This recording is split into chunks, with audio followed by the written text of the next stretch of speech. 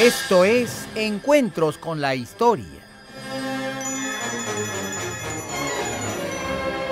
Hoy presentamos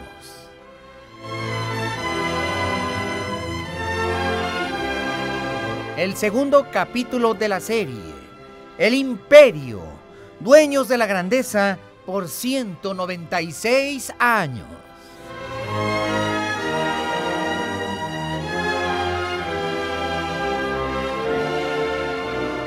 Productor ejecutivo, el señor Pedro Manzano.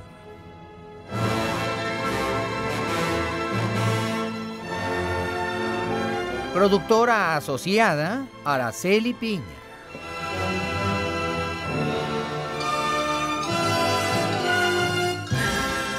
Investigación histórica, investigación musical y musicalización, el señor Felipe Saldívar.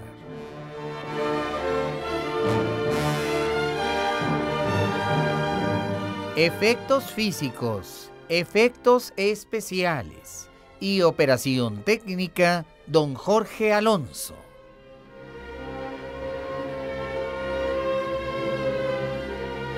También en la operación técnica, César Arturo Becerril. Y también Saim Cruz Torres.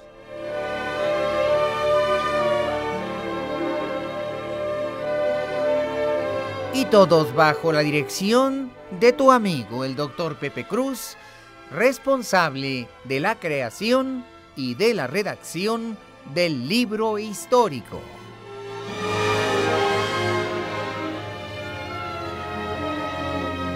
El conocimiento de la historia nos hace mejores personas y el conocimiento de la historia mexicana, mejores mexicanos.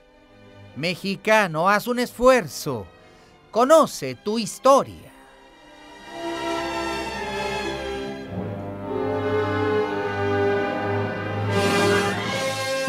Esta es una presentación especial de Radio Centro 1030 para la cultura de los mexicanos.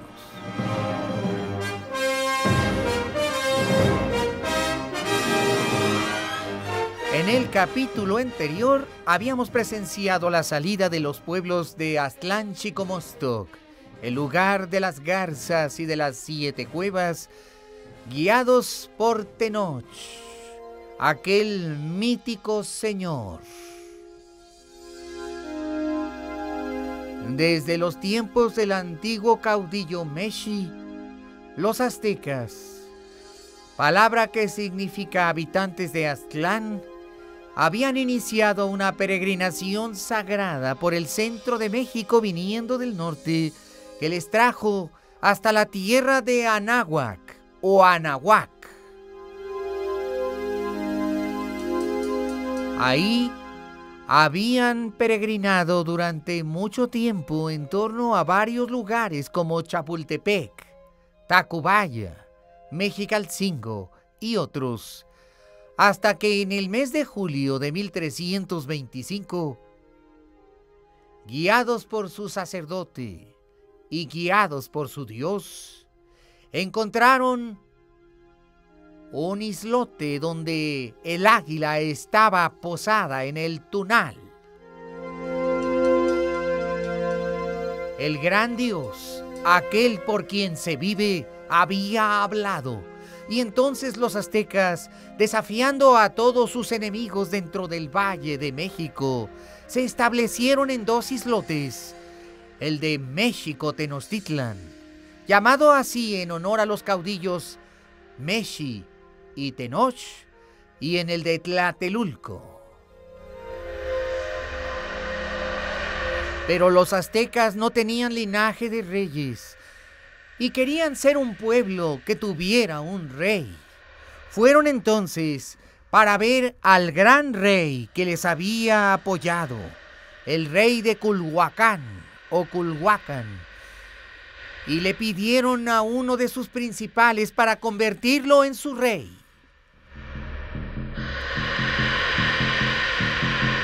Le dijeron: oh señor de Culhuacán, descendiente de la casa de los toltecas, danos a un principal y lo convertiremos en nuestro rey. Y ahí nacerá una dinastía de los aztecas, amiga de Culhuacán.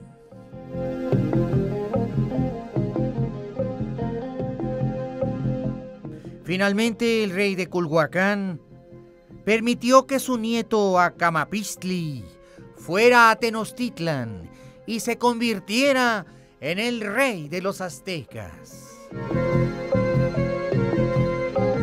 Por la sangre de Acamapistli corría la tradición tolteca de los descendientes directos del señor Quetzalcóatl, Seacatl Topiltzin, el gran emperador de Tula.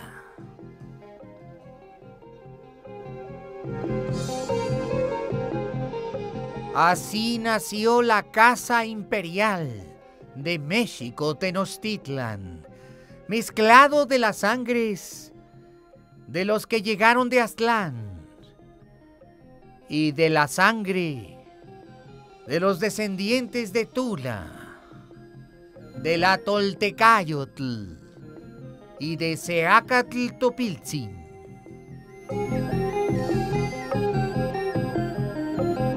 Acamapistli era un joven moreno, delgado, pero aunque su piel era oscura, era moreno claro. Lucía una enorme copili y era un valiente soldado.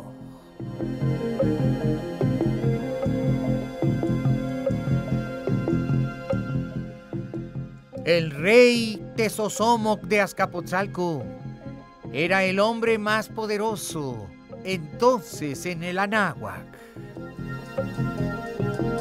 Ostentaba el título de señor de los tepanecas y rey de la ciudad de Azcapotzalco, y veía con recelo a los aztecas y su alianza con Culhuacán. Así que pidió al nuevo rey azteca le visitara en la ciudad de Azcapotzalco.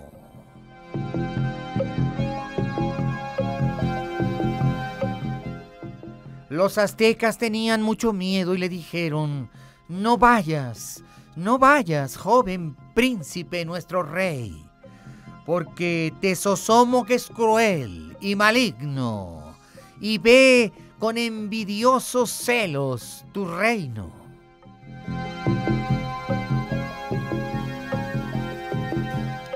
Pero Acamapistli, que era muy valiente, accedió a enfrentar al poderoso dueño del Anáhuac. La ciudad de Azcapotzalco era grandiosa, portentosa, lucía grandes entradas y murallas, y en el interior plazas jardinadas con enormes teocalis, pirámides de más de 30 y 40 metros. Tanta grandeza y opulencia eran la gloria de Azcapotzalco y de los tepanecas.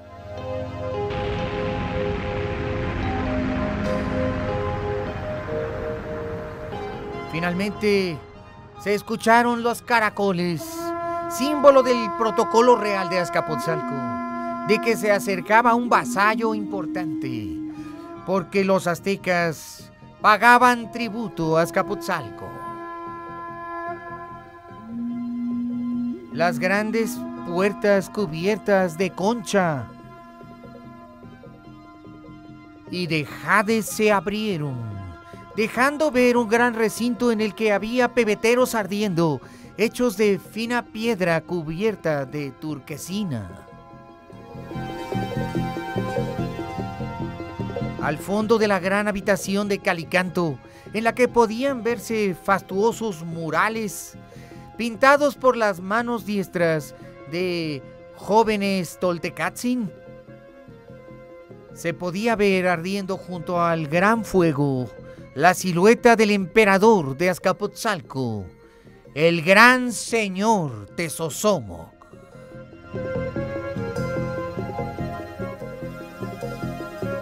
El delgado y esbelto rey Acamapistli se entrevistó con este y le rindió pleitesía y homenaje al inclinar su cabeza sobre el soberano de Azcapotzalco en señal de sumisión.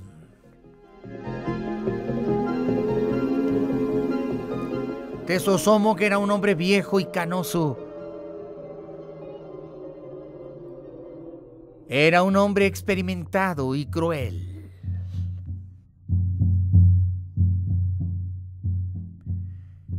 Como anfitrión en el palacio real, dijo al señor de los aztecas: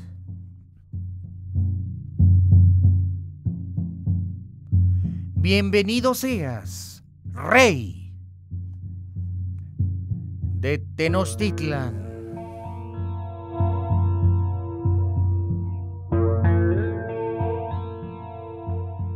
Bienvenido seas, nieto del soberano de Culhuacán.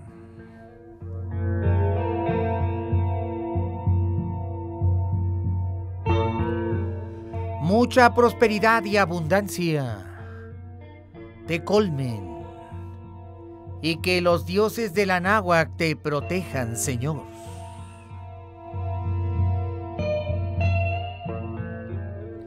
Acamapistli iba seguido de un poderoso tributo que los aztecas tenían que entregar 2 veces por año al emperador de Azcapotzalco. Los portadores, a la vista y presencia del emperador de Azcapotzalco, dejaron el cuantioso tesoro en aquel inmenso recinto en donde había cientos de ojos de los muchos cortesanos del señor Tezozomoc. Larga vida, en nombre del Dios del cielo, aquel que siempre nos mira, deseo a mi soberano y señor Tezozomoc, dijo el rey Acamapistli. Larga vida para nuestro soberano, y he aquí que, como ordenan los buenos principios, traigo ante ti este poderoso tributo, este caudaloso y enorme tributo, lleno de sumisión y alegría, para que tu corazón brinque, sublime soberano, al ver cuánto poder disfrutas, y nosotros tus vasallos entregamos a ti todo esto en señal de nuestra sumisión.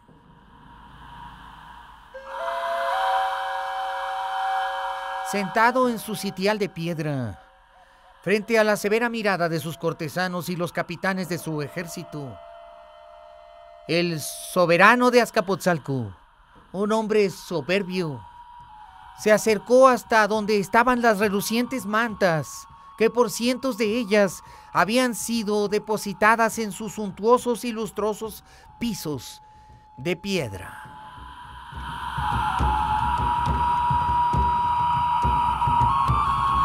También había toda serie de objetos preciosos y hermosos, hechos de plumería y de jarciería.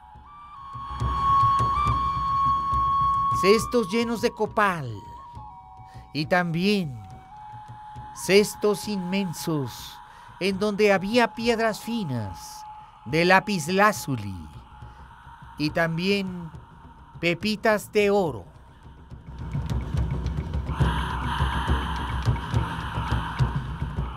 También los aztecas habían traído docenas de petos de algodón que servían de protección en los días de campaña a los ejércitos poderosos de aquel emperador. Había cestos con cientos de plumas de aves preciosas, incluyendo, por supuesto, las plumas del colibrí. Más de 300 rodelas finas, pulidas en madera, necesarias para el combate.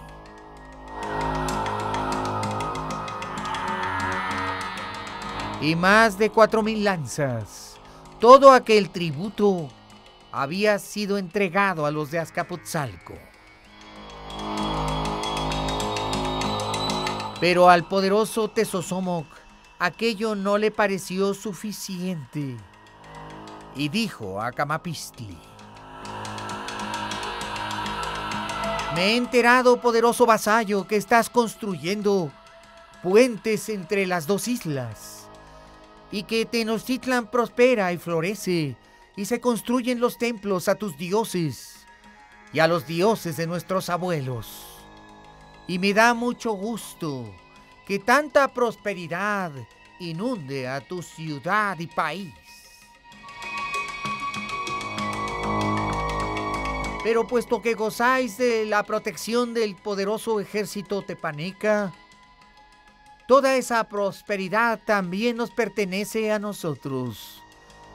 Y puesto que para ti es posible someter a tu pueblo a la laboriosidad requerida, me entregaréis el doble de lo que me has entregado en la entrega próxima. Estoy seguro que para Tenochtitlan, ciudad nueva, pero ya poderosa, será muy fácil reunir el doble y verlo aquí entre mis cortesanos como símbolo de lealtad y sumisión. Dime, Acamapistli, ¿este tributo que te impongo te parece justo y correcto y adecuado para tu ciudad y país?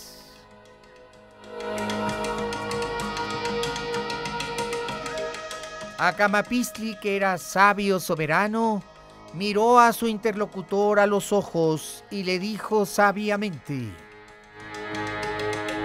grande es mi trono, señor, y poderosa será mi ciudad, y ningún trabajo a los aztecas ha de costar reunir este tributo, y te lo doblaré gustoso, como símbolo de sumisión y de lealtad a ti, señor.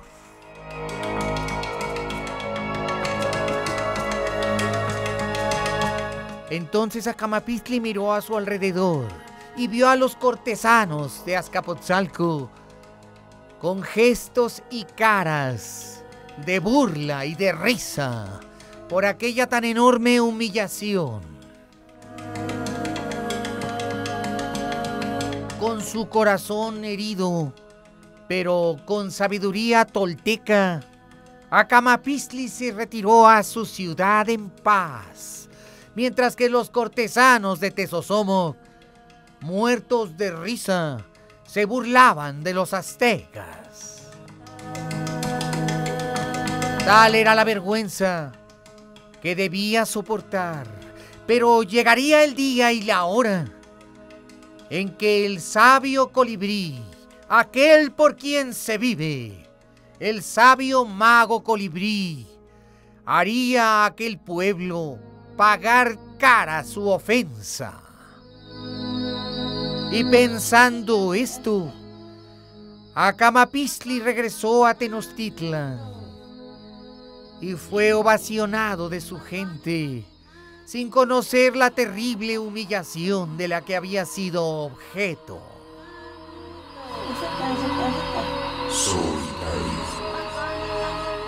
Ya llegarían mejores tiempos, pensó, y gobernó con enorme sabiduría durante 10 años en su trono, viendo cómo arbitrariamente los de Azcapotzalco le duplicaban y le duplicaban el tributo cada vez que lo entregaba. Se dice que una noche, sabiendo que los aztecas ya no podrían más con aquellos elevados impuestos, llegó hasta lo más alto del templo mayor de los aztecas. Sublime Señor, dime qué hacer, si entregar el tributo a nuestros enemigos, o tomar la lanza y rebelarme contra ellos. Se dice que en el Gran Ku la tierra tembló dando a entender al buen rey Acamapistli que su dios Huitzilopochtli lo había escuchado.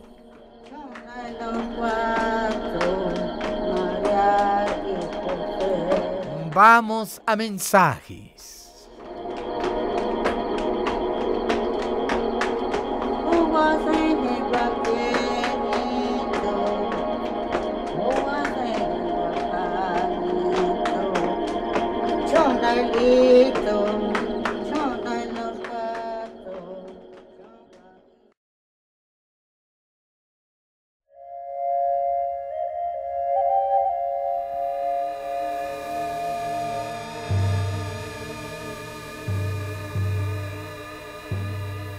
Corría el año 1389.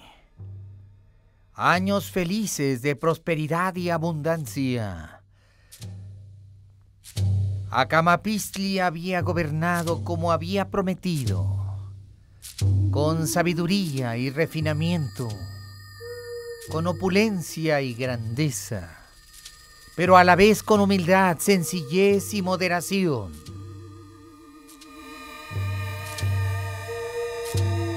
La isleta donde había sido encontrada el águila crecía con el apisonamiento de piedra y tierra llevada de las orillas. 2000 jóvenes obreros trabajaban todos los días en agrandar aquella isla, trayendo de las orillas rocas, tierra y todo lo necesario para alejar a las aguas cada vez más del gran recinto ceremonial de los aztecas. Sin embargo, repentinamente, como en aquel año, el dios del agua, Tlaloc, hacía rugir a sus tlaloques, y entonces las aguas bravas inundaban la isleta.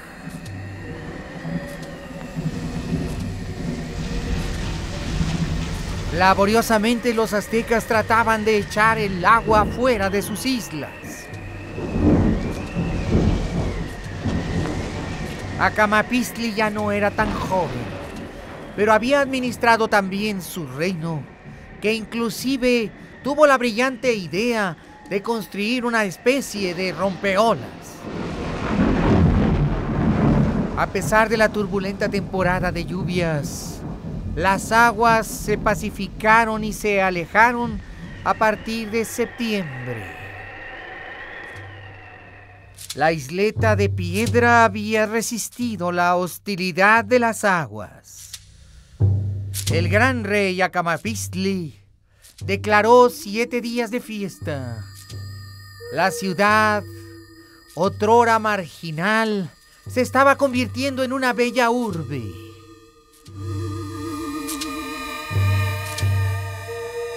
El rey de los aztecas hizo a los sacerdotes ofrecer a los dioses sus ofrendas de copal y frutos, y al gran señor de los aztecas, el ave colibrí, le fueron ofrecidos corazones humanos.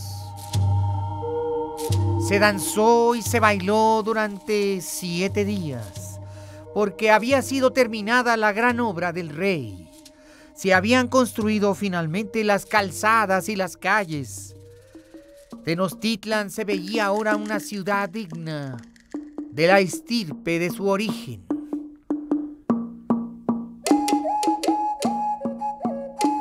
El rey Acamapistli había inaugurado ya los barrios de Cuepan al noroeste, de Atzacoalco al noreste,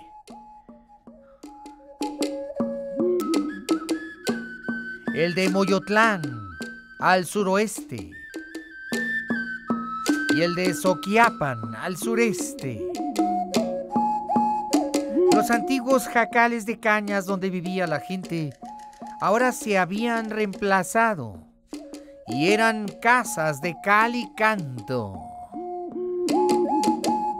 Los arquitectos de Culhuacán habían ayudado mucho a los aztecas y se habían creado escuelas para formar arquitectos. La ciudad contaba ya con más de 17,000 habitantes. Muchos eran pescadores y otros agricultores que trabajaban en las chinampas construidas entre el agua. La ciudad era muy próspera, ya que se podían obtener con aquel buen clima y con tanta agua en abundancia de los lagos hasta 4 cosechas al año. Quedó plasmado en la piedra y en el códice que bajo el reinado de Acamapixtli nunca se padeció de hambre, a pesar de los enormes tributos que se entregaban a Azcapotzalco. Después Acamapixtli inauguró el primer mercado de la ciudad, origen del bestial e inmenso mercado que algún día llegaría a erigirse en Tlatelolco. Los aztecas prosperaban por el comercio y cambiaban sus granos por objetos suntuarios como la cerámica anaranjada traída de la distante ciudad de Cholula o el copal que era comprado en el hoy estado de Morelos a los tlahuicas. Pero Acamapixtli enfermó y estando muy grave, antes de morir, encargó al Consejo de Ancianos se tomara en cuenta su voluntad para la elección del siguiente rey de los aztecas. Y así alcanzó a pronunciar el nombre del que con los años se convertiría en nuevo rey, el sabio Huitzilihuitl.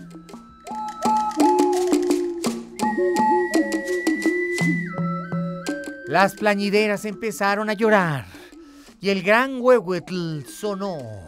El tambor y el caracol anunciaban a todos la muerte del gran señor, del soberano señor supremo del Anáhuac, del gran rey azteca, primero en su linaje, el amado Acamapixtli.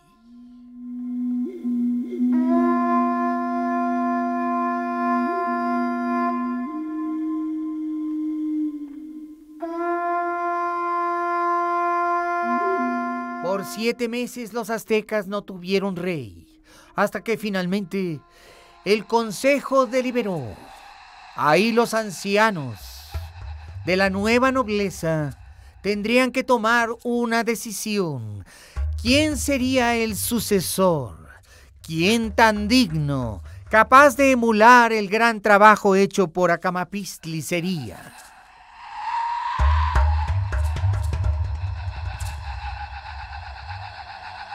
Los principales se reunieron en el gran recinto construido apenas recién junto al Templo Mayor. Ahí donde empezaron a crearse los linajes, se tomaron los consejos y las decisiones. Unos estaban a favor y otros en contra. Pero finalmente, la opinión prevaleció. Los aztecas querían un joven rey, un nieto de Acamapixtli, que tuviera sangre tolteca.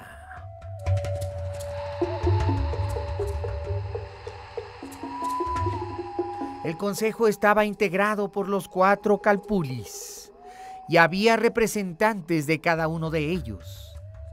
Los de Soquiapan se inclinaron por hacer como rey suyo al joven príncipe Huitzilihuitl.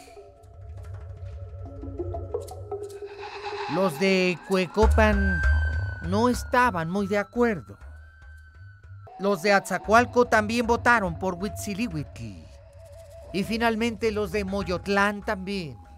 Y así, Huitzilihuitl fue coronado como gran rey, el segundo en su linaje de la dinastía azteca mexica.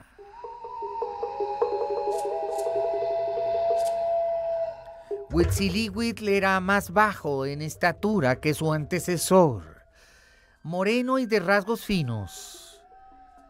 Era astuto y muy brillante, exageradamente inteligente. Y una noche que subió al gran Teocalli del mago colibrí, se le vio bajar con una sonrisa.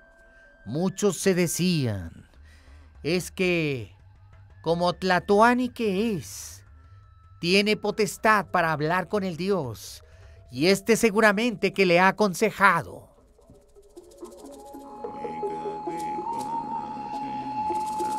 Sabiendo de las humillaciones que hacían los reyes de Azcapotzalco a los aztecas, aún así, Huitzilihuitl pidió ver en secreto al señor de Azcapotzalco. Y el anciano Tezosomoc lo recibió.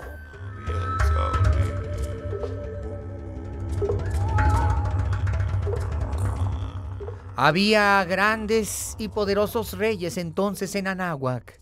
Otro poder supremo era Texcoco, donde gobernaba el gran señor Techotlala.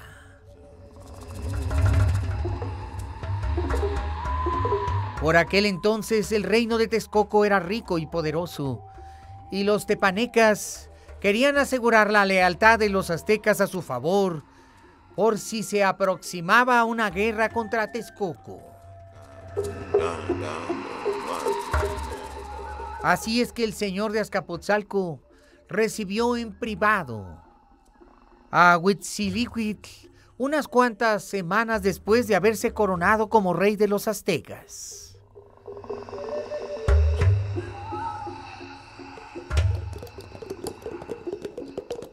El señor de Azcapotzalco era salamero y sabio con el joven.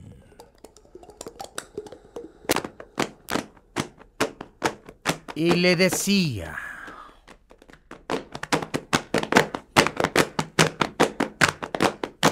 en Anáhuac pronto habrá brasas de combate, y nuestras ciudades serán sometidas a feroces batallas. Dime, Huitzilihuitl, dime, ¿serás también un fiel vasallo en tiempos de guerra?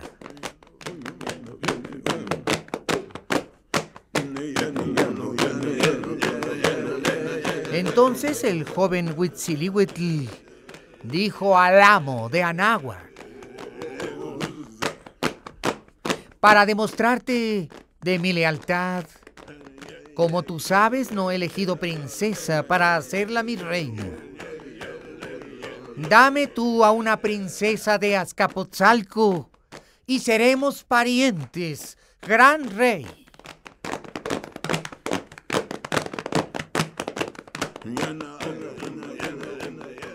Entonces, levantándose de su trono, el gran y sublime señor Tecpaneca, el señor Tezosomoc, se acercó al joven y le miró a la cara.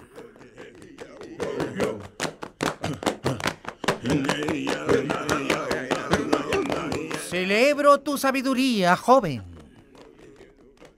Tú sí que eres sabio, y no como tu abuelo, que nunca tuvo idea semejante.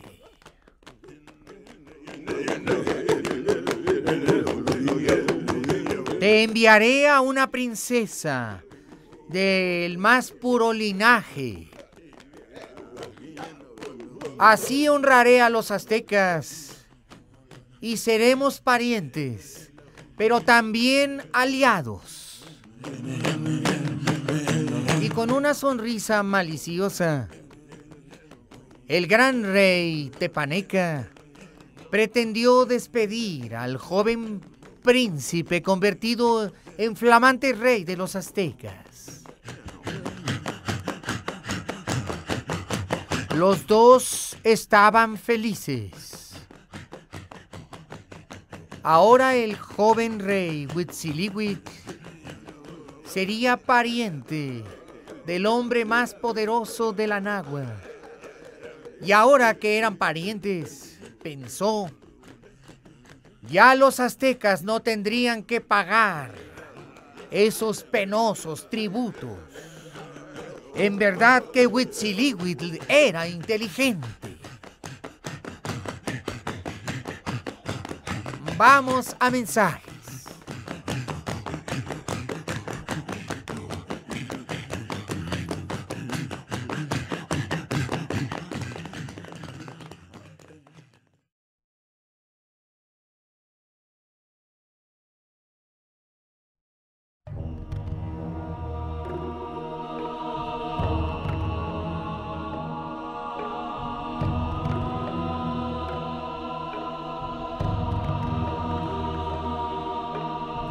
Huitzilihuitl había iniciado su reinado, que sería largo, en el año 1390, y unos cuantos años después había conseguido lo que quería.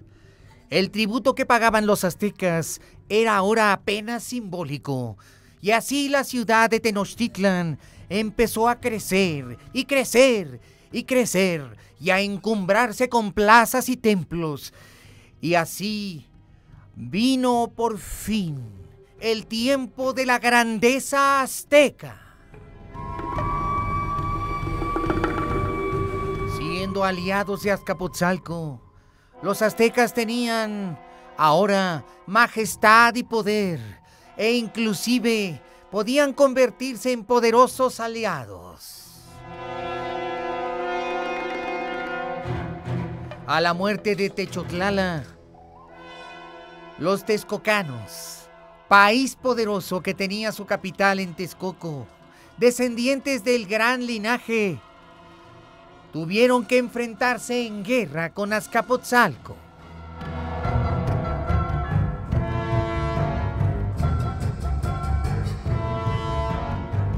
El consejo de la ciudad de Texcoco decidió entregar el trono a un joven inexperto, al rey Iztlizóchitl. Después de una solemne ceremonia de coronación, el bastón de mando de todos los reyes de Anáhuac quedó en las manos de Iztlizóchitl. Este era el momento que estaba esperando Tezosomoc para desatar la más furiosa guerra.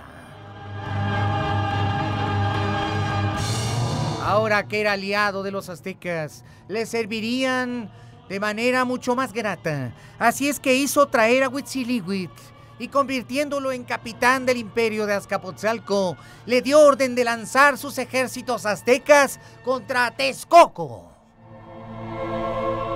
La guerra estalló y los valles del Anáhuac se ensangrentaron. Las parcelas verdes doradas se tiñeron de rojo y sobrevinieron 5 años de guerra. Al frente de sus ejércitos, Huitzilihuitl, defendiendo a Azcapotzalco, se lanzó sobre la ciudad de Texcoco.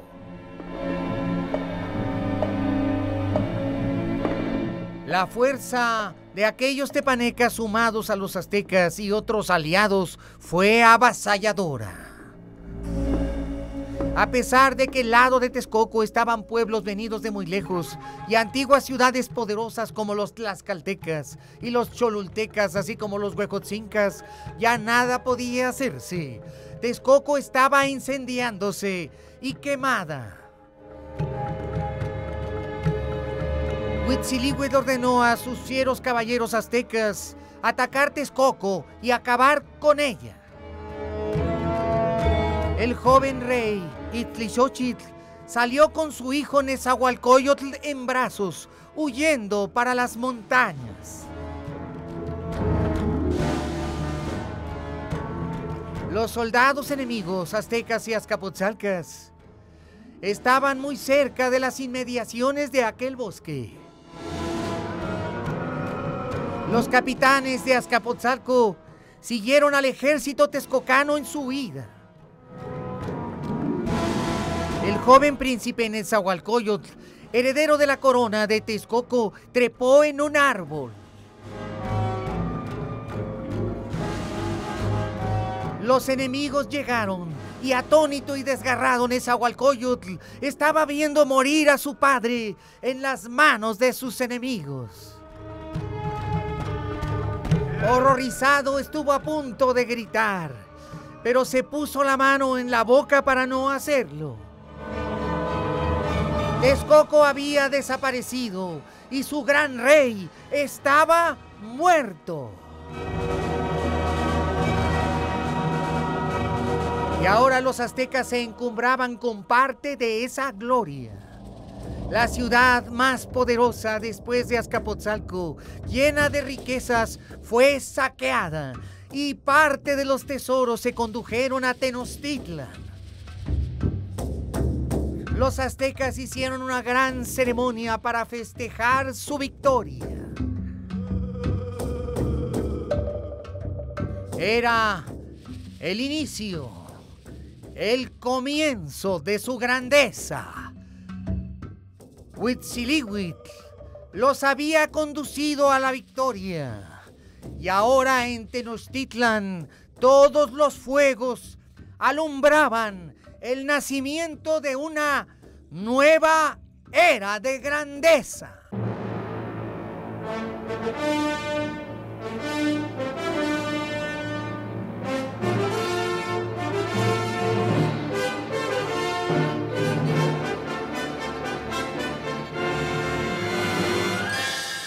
Gracias por haber estado con nosotros en el segundo capítulo de la serie, El Imperio, dueños de la grandeza por 196 años.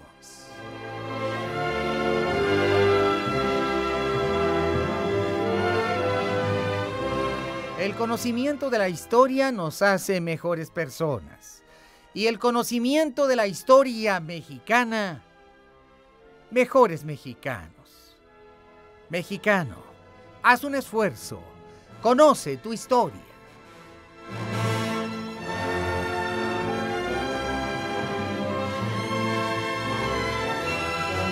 Y te recuerdo que los 365 días del año son días de encuentros con la historia, aquí en Radio Centro, en el 1030 de la amplitud modulada. Por tu atención, nuevamente muchas gracias. Y mañana tenemos una cita, nuevamente, para continuar conociendo la grandeza de este imperio.